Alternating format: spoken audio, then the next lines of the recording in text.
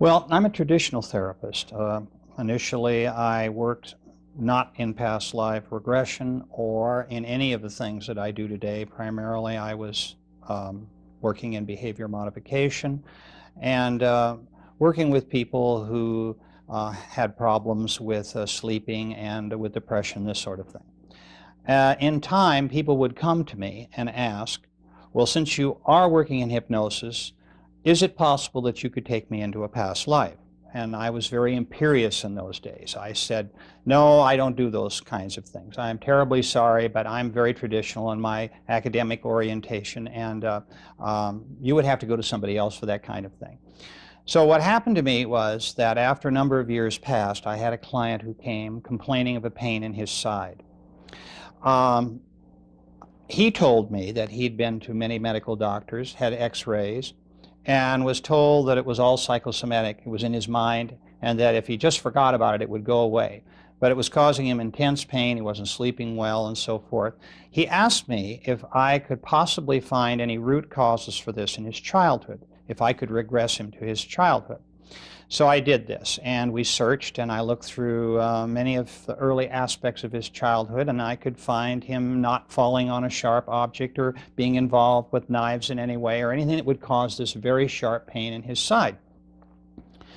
So finally, in frustration, I said to this individual, who, by the way, went very deep very quickly in hypnosis, which is an important part of what I'm saying, because that to me is a key in reaching into the past life work that I now do and my interlife work. I said, go to the source of your pain. Tell me the first time it happened. And suddenly he was on the battlefields of France in World War I, in a British division at the Battle of the Somme, and was being bayoneted. So while the poor fellow had suddenly regressed into a past life, almost getting ahead of me, and he's lying in the mud dying, I'm so skeptical, because that's my nature, that I'm asking him to describe his division patch for me on his arm. What battle is this, I asked. Where are we? Who are you fighting? Because I'm not satisfied that this is really happening to me. So he described all these things very accurately, and since I am an amateur historian, I knew he was accurate. And so I realized that I'd had my first past life case, and I worked in desensitizing him just as I would have done if he'd have been a 6-year-old child who'd speared himself in the kitchen, for instance, while his mother wasn't there. So from that case, I realized that that past life regression was very real. I was still somewhat skeptical. I did a lot more experimenting, of course, and working with people, and a lot more time passed. And then what happened to me was another case, almost by accident. A lady came to me who complained of loneliness and isolation in society, and she felt that she was not really a part of this world, that she just felt so disoriented with the life that she was living and the people that were around her. She was thinking of suicide. And so again, I worked with this lady as I had done with this man, but not in past life work. We talked about a lot of childhood issues. I put her in hypnosis. We worked a lot with her early life and so forth, and really didn't come up with anything. So like with the man I just spoke about, I asked this lady, go to the source of your loneliness and lack of companionship. And again, she was very somnambulistic. She went very deep very quickly. She was a very good hypnosis subject. And she said, I see them all right now, my companions, they're here in front of me. And I thought, you know, what are we talking about here? Is this a bridge group? Who are these people? And she's staring at my office wall with a glazed look, and she sort of, her eyes are fluttering, and she's saying to me, no, these are my spiritual soulmates, and there are 8 of them, and she described who they are. And I couldn't believe this. There just chills went up and down my spine, that I was talking to someone who was talking about a life between lives. And this is an area of which I had no experience and I'd read no books on. There weren't many books even touching on the subject. So from that case, I began to really research the area between lives. And I soon, as time went on, my practice, I changed it to working basically with people who want to know about their immortality. People who now come to me who are interested in finding out who they really are, who their soulmates are, what their spirit group is like, why they are here on earth, and so forth. To me, these are the profound questions in life. And the psychological benefits that come from people knowing these points, these issues in their life, empower them in a way that they had not had before. And so that's essentially how I came to work in the area that I do today.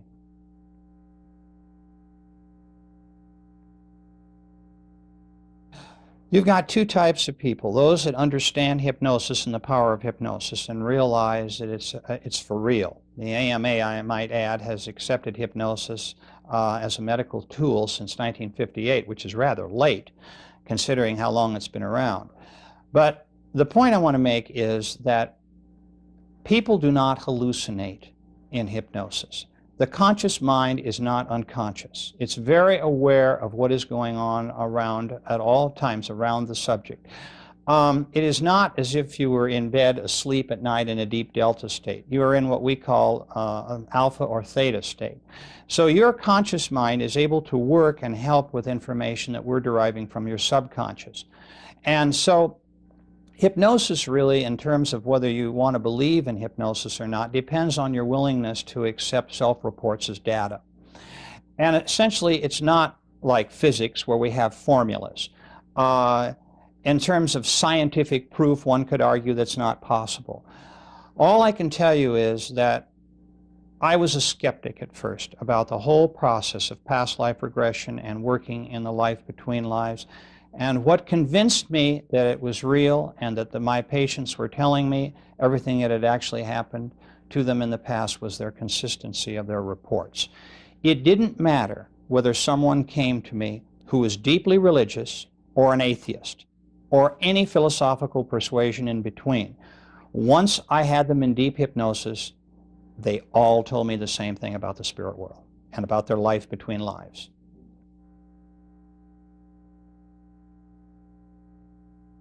At the moment of death, you rise above your body and you look back at it. Now, there have been a lot of near-death experience reports. There have been books written about near-death experiences, and certainly people who have gone through this have appeared on television and radio and have described to the public in many forums how they felt and what they experienced. But you have to keep in mind that in a near-death experience, we're talking about someone who is clinically dead only for a few minutes, so they wouldn't be around to tell what they experienced. In my case, I have a client in hypnosis for some 3 hours, questioning him about these things. They're also in a relaxed state. They're not undergoing any body trauma. So they're able to tell me in a very clear and forthright way everything that happened to them. Now, let me explain that there are two types of souls. There are the more advanced type and there are the beginner type souls. There are really a few more types, but I'll just talk about these essentially. The beginner soul, that is the person who has not lived all that many lives, sometimes has difficulty separating from their body. And not that they're not released at the moment of death, but they hang around. They want to go to their funerals, and we're so vain. You know, these people will describe how they want to find out who's coming to their funeral, who's bringing flowers, how much respect is their body being shown, you know, being cremated or being put into the ground or what have you. So you have that type of soul who's not really ready to leave Earth's astral plane immediately because they're a little disoriented, and also they're kind of reluctant to leave this life in which they've, you know, had so much enjoyment. Then you have the second major type, which are those souls who've been around a long time and they're very experienced. They usually leave very quickly. And so both types, when they look back at their bodies, I want to tell you that there is something that's uppermost on their mind, and that is to comfort the loved ones that are left behind. All souls will try to reach out and comfort those who are mourning their deaths. They will try to reach into their minds and soothe them in various ways and give them through thought, powerful thought messages, the understanding that they're still alive. Sometimes it's hard because, of course, when we're undergoing this kind of grief, you can imagine that we're so overcome with grief that we might shut down in terms of these messages. So these souls might not be able to reach their loved ones for perhaps days or weeks or months later. But that is the intent, to make them feel comfortable. Then, as they pull away, souls describe bright lights and tunnels, the same as the folks that tell us who have had near-death experiences that they have seen. Now, let me explain something I think is really important. We've heard a lot about people seeing religious figures who have undergone near-death experience. I find no case in all of the cases that I've had over all of the years that I've been working with people through their death experiences who have ever seen a religious figure. What they see are their spiritual guides. These are those loving beings who are their teachers, who come to them at the moment of death to guide them into the spirit world. Now, I'd like to also say that you may also see people who you have known in this life who have passed on ahead of you, who will also come and welcome you back. And this too is a very wonderful experience. For instance, people will see their mothers, for example, or a best friend who may have died in front of them, or a brother or sister, this sort of thing. And it's a very ennobling and beautiful experience for them.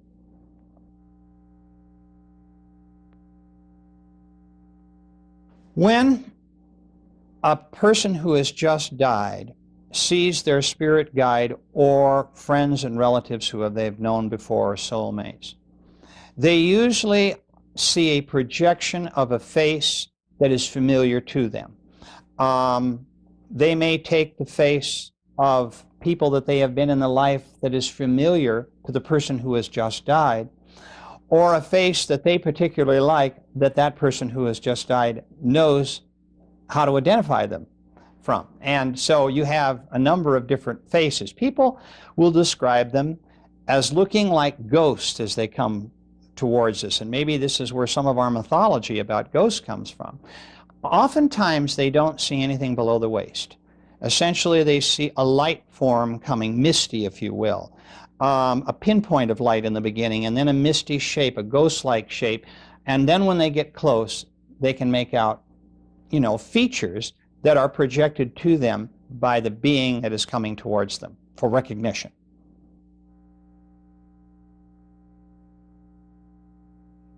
No one that I have ever put in hypnosis has ever seen any demonic figures or hell of any kind. We have heard this from some people who have had near-death experiences, not many, a few. My feeling of that is that those folks who claim that they could hear screaming, demons dragging them before a tribunal of some kind for a judgment and so forth, and all these things that are very religious in overtones in terms of fostering fear, are simply not in the minds of my clients. When someone with a near-death experience says that they thought that's what they experienced, my feeling is that their conscious mind is coming into this in terms of preconditioning. Because remember, these people are not in hypnosis. They've just been hit by a car, or they're on an operating table bleeding to death. There's all sorts of things going on in their physical bodies in the case of trauma. And so what has happened here, in my view, is that their conscious mind is on overload, and all of those fears and anxieties that they have had in their walking around state about life after death is coming back to haunt them. They are not describing what really exists in terms of being taken in front of demons and being punished and so forth. Their bright lights and tunnels are real, but when they start getting into a lot of the things that concern them in terms of their conscious fears, I suspect preconditioning. My clients tell me that the spirit world is a place of love, forgiveness, and kindness. That regardless of what they have done on earth in terms of wrongdoing, if we could use evil and wrongdoing here as perhaps the reasons why someone might be sent into an area that maybe looks like hell, this just doesn't happen according to my clients. They are taken, in fact, to an area of isolation where they are given orientation sessions in terms of what it is that they did and why they did it. There's some energy reshaping going on. I explain in the book, Journey of Souls, about this process. And I just would like to say that these people generally who have committed evil, will probably, of their own volition, come back as victims in their next lives. They will volunteer for those assignments. So, no, the spirit world is not a place of terror and fear.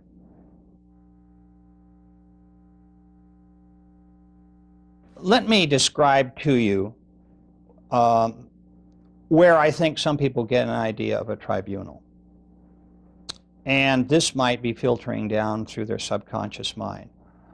We do go before a council of what I call elders, wise beings. They've been called the old ones, the sacred ones. There's lots of different names. These are very advanced beings who review the life just lived. Our guides do this. Our guides do this when we first cross over. They talk to us in the privacy of a very quiet setting. And so we can kind of unwind and get re-energized. And then we usually go into our home, if you will, our place in the spirit world where we belong. And we can talk about that in a few minutes. But what I'd like to tell you now is the tribunals concept that I hear a lot about. People worried that they might be hauled in front of demonic judges and made to account for all their sins. These wise beings are more advanced teachers. They rank, if you will, even above our guides in terms of knowledge, understanding, and experience.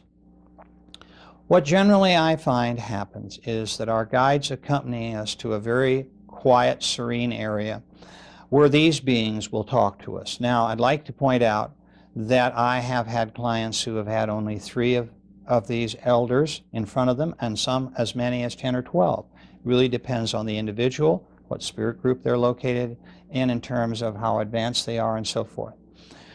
These beings will question them in a very gentle way about how you, as the person who has just died, conducted your last life, and how you feel about how well you did, or where you had failings and where there were shortcomings, and they would also like to talk to you about your successes.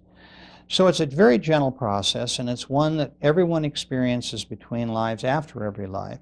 And sometimes people will go before them again before their next life in order to review the life to come. But essentially, what they are very wise, understanding beings who will really review with us where we made our mistakes and how we can do better in our next life. This idea of very old souls and very young souls can be confusing. And let me explain why. You might be an old soul in the sense that you've been around since the Stone Age, but you might not have learned your lessons very well or very quickly. So you might be maybe going from a beginner to an intermediate as opposed to a more advanced soul, simply because you need more time and more lives to do the work that you need to do. I've had other people who have had souls that have progressed very rapidly. I had one lady who in 4,000 years of incarnations on Earth, which is not a long time, moved from the beginner level up to almost intermediate, which is very, very fast. So the reason that I can tell this is by the auras they project in the spirit world, and usually these colors have really no relation to the auras that people who have that ability on Earth can see around us. And from the colors of their energy, I can determine the advancement of the soul. This took a long, long time to discover this and all the other things that we're talking about today. I had to piece together this puzzle. It did not all come to me in a rush with that lady I spoke about earlier, who was my first case in Life Between Lives. I had to work very hard because people don't volunteer information. In order to get the information that I have written about, it took many, many years. And I'd just like to say, too, that I tried to keep my work unbiased. And when I talk to you about people like guides and the council and so forth, I ask people, what do you see? Not, do you see so-and-so? So that regardless of how many cases have gone before the client I'm working with now, the material seems fresh to them. I ask open-ended questions so that they will come to me with the answers that they're going to frame in their own minds. And one of them is, as I said, that's a very important one, is what we've just talked about, is their counsel, because they really do want to talk to me about these beings and what they mean to them.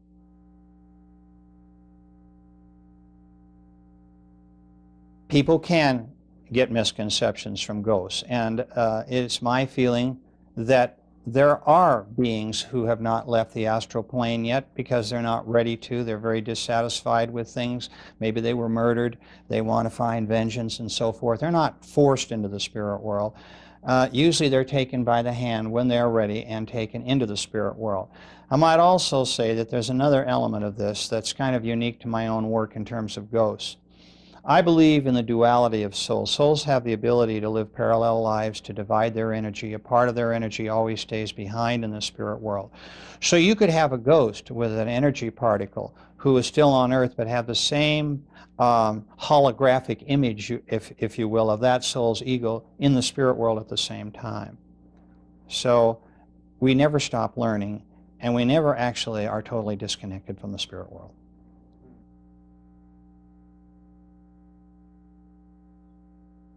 Soul groups are one of the most interesting aspects of my work.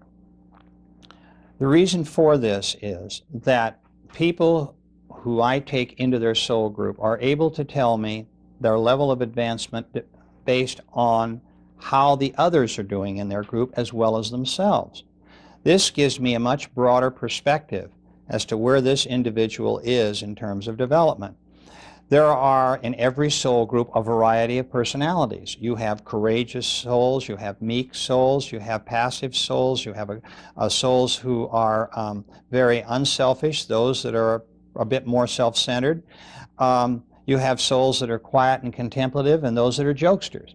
So from that information, I'm able to determine psychologically a lot about the type of group that my client comes from and what I might be able to do to help them in terms of their life lessons and purpose.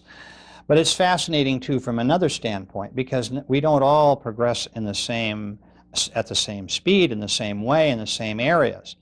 I like to point out that I had one man that took him between 4,000 and 5,000 years to conquer jealousy. He is not a jealous person in this life.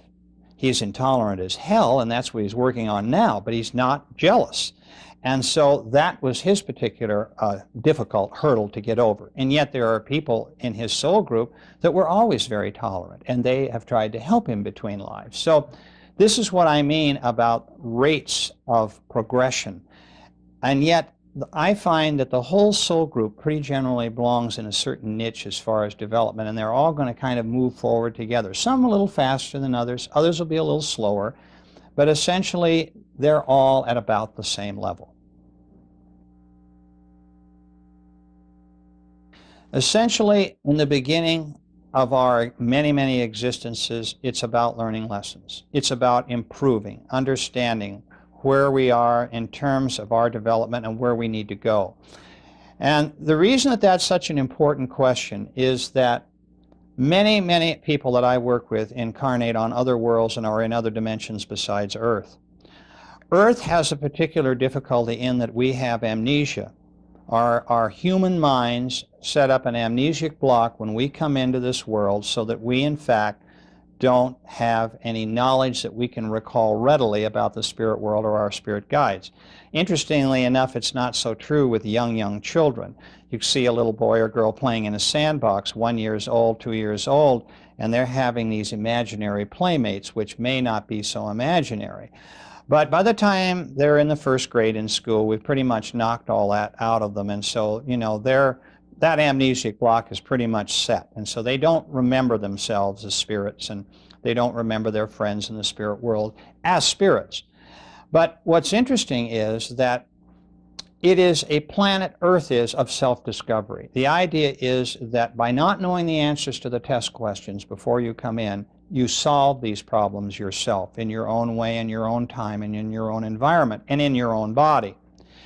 Not to say that we don't have genetic problems. There are those who select bodies who do have problems with aggressive behavior. Maybe they have a chemical imbalance that causes other behavioral problems that they need to overcome in order to achieve the lessons for which they came through to accomplish on Earth. And I'd like to point out that it's by design. Everyone in every body has selected that body. They knew in advance what the body was going to be like to a certain extent, and they chose that body with the help of their guides in order to achieve certain lessons. But these same folks can also incarnate on other planets where there is no amnesia. They can be flying creatures. They could be undersea creatures who are very intelligent. They could be interdimensional shadows. They can be flames. They can be water or gas-like creatures. There are all different ways in which we can progress and learn and understand about who we really are and the power of our energy. Earth is only one school.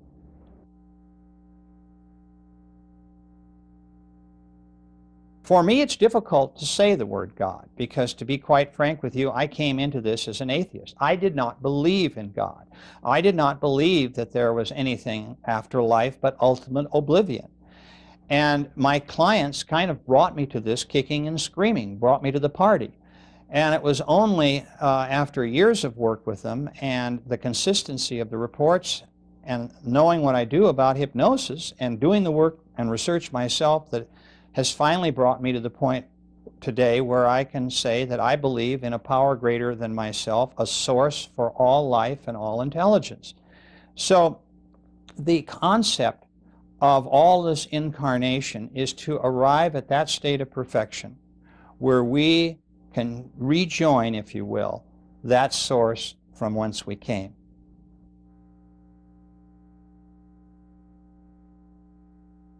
This is one of the most jovial parts, if I could call it that, of my work. Some people think that I spend a little too much time with this and make too light of it. I believe that it's important that everybody know that the spirit world is a place of humor and fun. It is not all business. It is not all the kinds of things I describe in some of my chapters about energy work, creation work, learning to cope with our lessons in classroom type situations. There's a lot of that. But we also have R&R, rest and recreation. And I've had many clients tell me about playing games.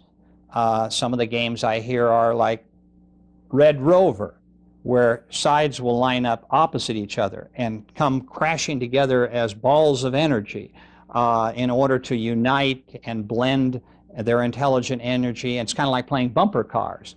Others will talk about a dodgeball game where they will throw bolts of energy at each other, or playing tag, these kinds of things. And there's a lot more esoteric type games where they can go to other worlds where there is no human life, for example, and frolic, if you will, on that world as spirits who are not there to learn lessons but to simply have fun with each other. And they play. So once in a while when I give a speech about the fact that there is a lot of humor and play in the spirit world, some people get a little upset because they think it all should be very, very serious. And I find that that's just not true.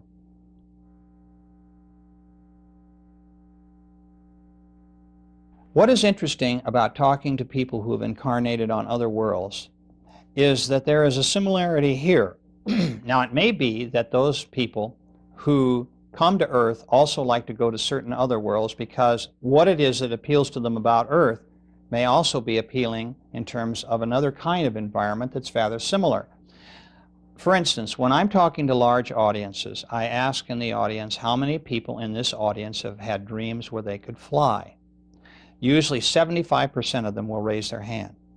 Then I will say, how many of you have had dreams where you can swim underwater and breathe, and that you're a very intelligent life form? About half will do that. Then I really narrow the field down. I will ask how many have been giants in their dreams, where everything else is smaller than they are. Only a few hands. And then I might ask how many have been really tiny, tiny beings where everything else is larger than you are, and just one or two out of a group of 100 or 200 people. And what this indicates is, and our dreams do tell us an awful lot about our former experiences, is that many people who incarnate on Earth also incarnate on flying and water worlds.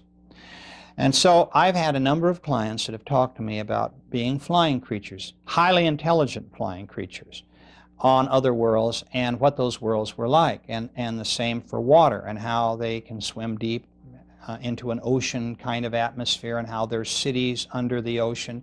And they look like not whales or dolphins so much, although there's some of that, but creatures that are so strange that we see them only in mythology.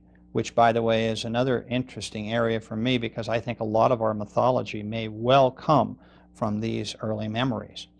So I must tell you that there are clients who have had no other incarnating experiences except on Earth, but also many that have had off-world experiences as well.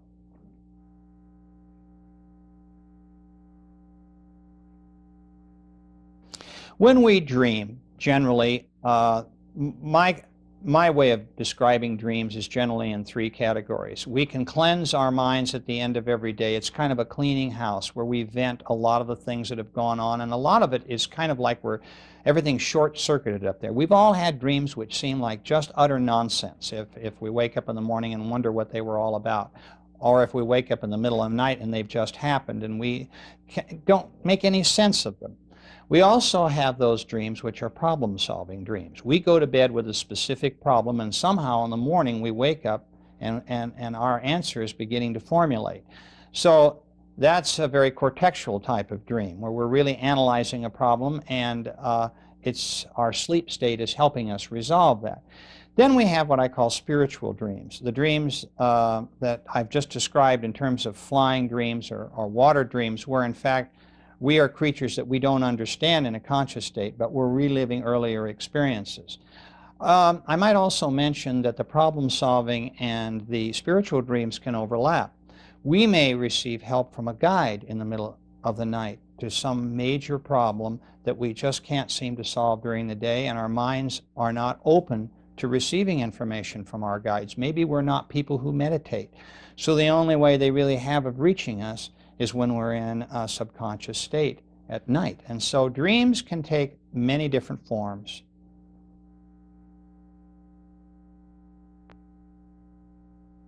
Future lives is an area that I do get into occasionally. Some of my colleagues enjoy working a lot with progression. That's the difference. It's progression instead of regression. And I've heard some interesting, I've had people who have been on starships because they're seeing into the future. A lot of times, though, I don't like working in the future, even when a client is able to talk to me a little about it, because of the fact that I think from a karmic lesson standpoint, it's better that they not know what's coming up. I feel, again, a lot of importance really comes by our discovering and problem solving when the issue is right in front of us. So I'm a little hesitant to spend too much time with that, although I've had many clients who've talked to me, for instance, about the 21st, 22nd century, how overcrowded the next century is going to be on Earth, and how there's going to be a lot of air pollution, and how it's not going to be real easy living around here. In fact, it's made my wife and I come to the conclusion, I think we'll wait a century before we reincarnate together again. But I must tell you, too, that the fact of time often comes into this. People who ask me questions about whether it's possible to see into the future are suddenly confronted by this business of time, the past, present, and future, all being capsulized into one action. And this is confusing for them. It doesn't bother them so much when we talk about past lives and our current life. But when we get into the future, they begin to see that, in fact, all time there's not an absolute to time. It's not a chronology like it is on Earth. But in fact, when we are in the spirit world, we're able to see into the future as well as the past. If we were not able to do this, we would not be able to select our bodies and to know a little bit about what's going to happen to us, so that we, in fact, can make the determination that this body is going to be right for us. So, as of necessity, people have to come to this philosophic concept that, in fact, past, present, and future is all relative.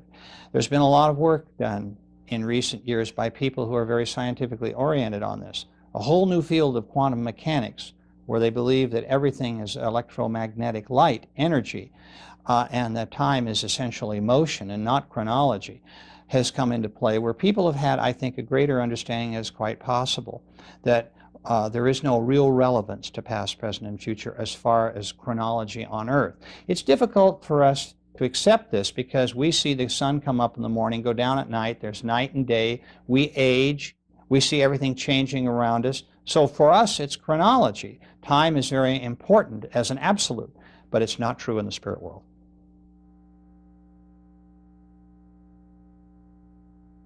When they decide, and their guides are also involved in this decision, that it's time to come forward and be reincarnated again, they go to a place where they can study the bodies that they're going to be given as choices. Now, I find this varies between clients. Some clients are given 2 or 3 choices, other clients are given basically 1 choice, but I have almost never found a client who has said, I don't like that choice. Their guides and masters know too much about them, too much about what needs to be done to make mistakes in this area. So I find most people are very joyful when they see the bodies that they're going to inhabit in their next life.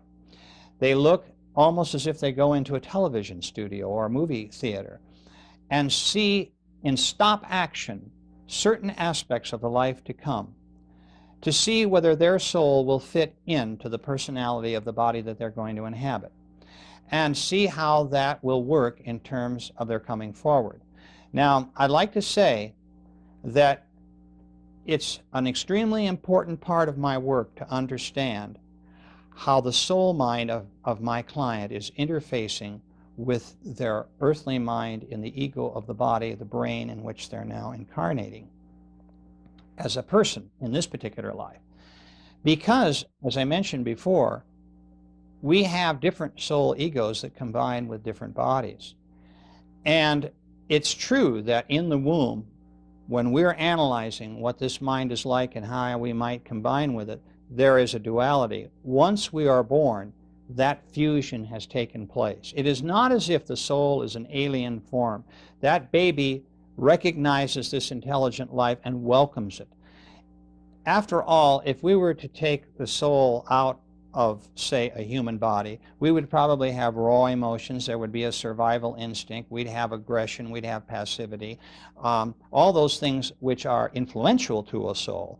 But emotions are very peculiar to a body. A soul has to learn how to cope with that. So the soul brings to the body intuition, imagination, a concept of morality, these sorts of things. So this is very important when a soul is looking at that new body and deciding whether this body is going to really be right for them. So what happens after this viewing period is over, souls go back and say goodbye to their soulmates and their soul groups and their guides, and then they are brought forward into that new body in the womb of their mothers.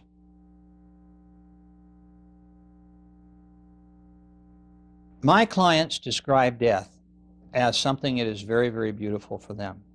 The trauma that has just gone before is pretty much wiped out at the moment of death.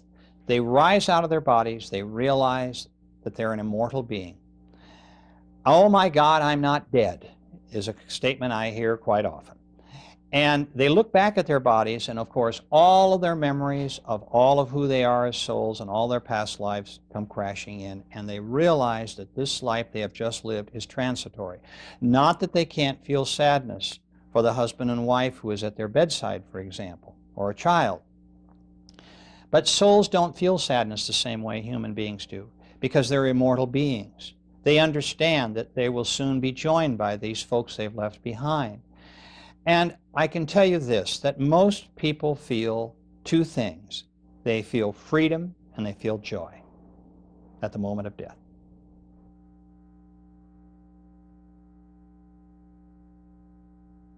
The disturbed souls are those that may have been murdered, for example, or may have lived very, very traumatic lives. They're very unhappy. The soul, if you will, has been contaminated by the human body through all sorts of genetic, influences and environmental influences that has caused a very difficult life.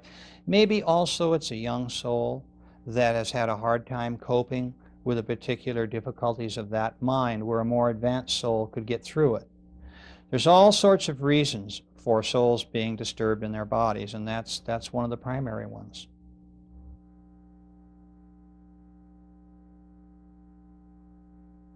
I find the different levels of souls are generally on 3 different levels, although I can keep this simple and just say beginner and advanced. In my book, I describe them as beginner, intermediate, and advanced, and there are a couple of grades in between that, but that is a general category. I think that the thing that differentiates the beginner from the intermediate is essentially by the time you reach intermediate level, you're beginning your teacher training. You're given more responsibility. You've had a lot of lives that have been very difficult, and you've been very successful in your life in handling them. One of the primary things that our guides and teachers look at is how we have treated others in our life. What have we done for others as opposed to ourselves? And if we find people who are really quite unselfish and giving people, we know that probably they're moving into the intermediate level. And from the intermediate level to the advanced level is the difference between a soul being kind of at the beginning stage of teaching to one that is a more advanced teacher. And those souls that are more advanced are into work that is very, very demanding. Many of them will have a number of people with whom they are teaching who are on Earth and on other planets.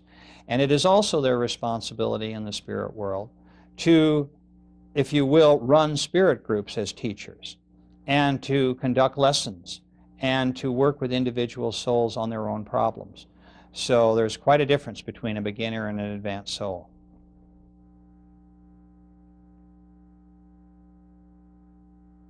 Soulmates can be confusing to people. Of course, in the spirit world, I find, and I think I've explained this, that in a soul group, we have many soulmates. Our soul groups may be made up of 4 or 5 different people, or 25 or 30, depending on how quickly we're moving through into the more advanced stages. It could be argued that if your husband or wife is your soulmate, but it could also be argued that your best friend in high school is your soulmate, or your business partner, or whatever. And it may well be true that they are all soulmates and all come from your spirit group. For me, the most intense soulmate relationship is that being with whom we like to reincarnate in terms of a spouse, someone with whom we've been mated in many, many lives, and we often have changed genders. We've been in the male in one life and then a female in another. So this is another measure of the advancement of the soul, because I find, too, that if souls incarnate mostly as males or mostly as females, they haven't yet reached that intermediate level where they can interchange with ease. So soulmates are a very, very important aspect of our lives, and sometimes we learn our greatest lessons with our soulmates.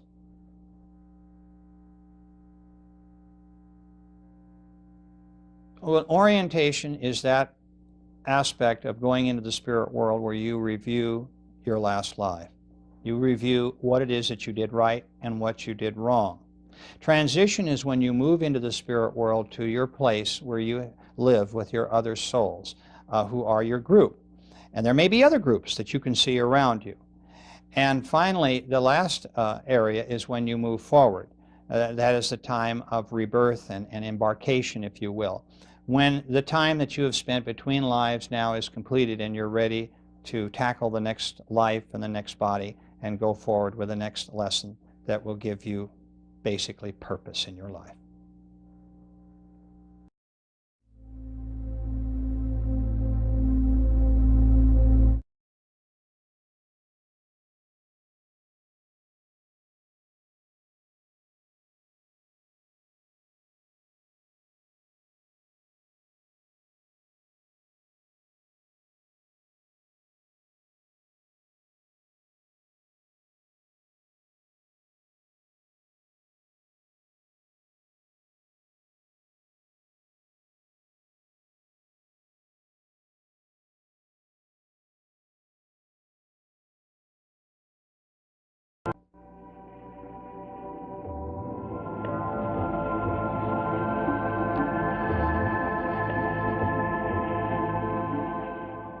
Well, I'm a traditional therapist. Initially, I worked not in past life regression or in any of the things that I do today. Primarily, I was working in behavior modification and working with people who had problems with sleeping and with depression, this sort of thing. In time, people would come to me and ask, well, since you are working in hypnosis, is it possible that you could take me into loneliness and isolation in society? And she felt that she was not really a part of this world, that she just felt so disoriented with the life that she was living and the people that were around her. She was thinking of suicide. And so, again, I worked with this lady as I had done with this man, but not in past life work. We talked about a lot of childhood issues. I put her in hypnosis. We worked a lot with her early life and so forth, and really didn't come up with anything. So, like with the man I just spoke about, I asked this lady, go to the source of your loneliness and lack of companionship. And again, she was very somnambulistic. She went very deep very quickly. She was a very good hypnosis subject. And she said, I see them all right now. My companions, they're here in front of me. And I thought, you know, what are we talking about here? Is this a bridge group? Who are these people? And she's staring at my office wall with a glazed look, and she sort of, her eyes are fluttering. And she's saying to me, no, these are my spiritual soulmates. And there are 8 of them, and she described who they are. And I couldn't believe this, a past life. And I was very imperious in those days. I said, no, I don't do those kinds of things. I'm terribly sorry, but I'm very traditional in my academic orientation, and you would have to go to somebody else for that kind of thing. So what happened to me was that after a number of years passed, I had a client who came complaining of a pain in his side. He told me that he'd been to many medical doctors, had x-rays, and was told that it was all psychosomatic. It was in his mind, and that if he just forgot about it, it would go away. But it was causing him intense pain. He wasn't sleeping well, and so forth. He asked me if I could possibly find any root causes for this in his childhood, if I could regress him to his childhood. So I did this, and we searched, and I looked through many of the early aspects of his childhood, and I could find him not falling on a sharp object or being involved with knives in any way or anything that would cause this very sharp pain in his side. So finally, in frustration, I said to this individual, who, by the way, went very deep very quickly in hypnosis, which is an important part of what I'm saying, because that to me is a key in reaching into the past life work that I now do and my interlife work. So just chills went up and down my spine that I was talking to someone who was talking about a life between lives, and this is an area of which I had no experience and I'd read no books on. There weren't many books even touching on the subject. So from that case, I began to really research the area between lives. And I soon, as time went on, my practice, I changed it to working basically with people who want to know about their immortality. People who now come to me who are interested in finding out who they really are, who their soulmates are, what their spirit group is like, why they are here on earth, and so forth. To me, these are the profound questions in life. And the psychological benefits that come from people knowing these points, these issues in their life, empower them in a way that they had not had before. And so that's essentially how I came to work in the area that I do today.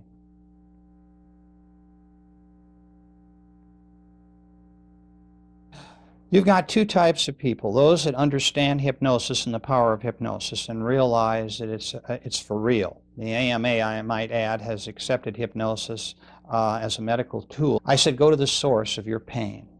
Tell me the first time it happened. And suddenly he was on the battlefields of France in World War I, in a British division at the Battle of the Somme, and was being bayoneted. So while the poor fellow had suddenly regressed into a past life, almost getting ahead of me, and he's lying in the mud dying, I'm so skeptical, because that's my nature, that I'm asking him to describe his division patch for me on his arm. What battle is this, I asked. Where are we? Who are you fighting? Because I'm not satisfied that this is really happening to me. So he described all these things very accurately, and since I am an amateur historian, I knew he was accurate. And so I realized that I'd had my first past life case, and I worked in desensitizing him just as I would have done if he'd have been a 6-year-old child who'd speared himself in the kitchen, for instance, while his mother wasn't there. So from that case, I realized that that past life regression was very real. I was still somewhat skeptical. I did a lot more experimenting, of course, and working with people, and a lot more time passed. And then what happened to me was another case, almost by accident. A lady came to me who complained of loneliness.